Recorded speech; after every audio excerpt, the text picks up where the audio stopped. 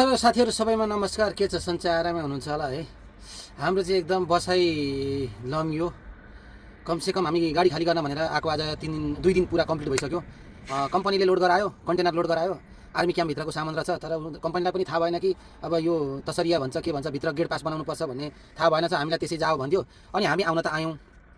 अनि बिहानै आएर अनि गेटमा साइडमा गाडी लगा भन्यो, गाडी लगायो। सानो ठाउँ रहेछ क्या, सानो गाडी जाने ठाउँ, यहाँ पार्किङ गर भन्छ। अब कसरी जसो तसो पार्किङ त गरियो। अनि त्यसो गरेर हामी 2 भाइ थियौँ, दाजुभाइ 2जना थियौँ। अनि यो अरू चाहिँ गाडी आइपुगेको थिएन। हामी चाहिँ अब छिटै खाली हुन्छ भनेर आएर त्यहाँ चाहिँ अगाडि नै प्रोसेस भयो भने चाहिँ हामी खाली गरेर फर्किहाल्ने भन्ने योजना थियो।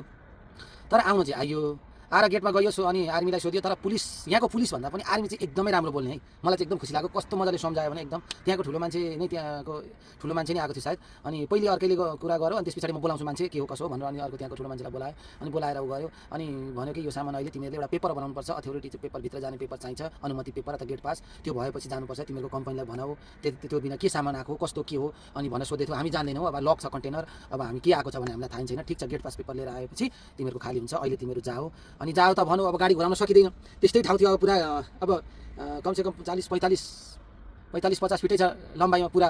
अनि अब घुमाउनु भन्नु, सानो गाडी कार पार्किङको ठाउँ छ। अनि घुमाउन खोजेको घुम्छ जस्तो त लागेको थिएन।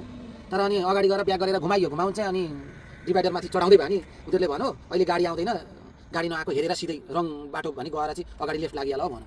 अनि ल भनेर अनि उनीहरूले भनेअनुसार छिटो गरेर एकदम मजाको मान्छे रहेछन्। उसले त गाली गर्थ्यो नि, किन आइस्कियो यो त भन्ने एउटा नि खोज्ने। तर यो चाहिँ आर्मीहरू चाहिँ एकदमै राम्रो हुँदो रहेछ।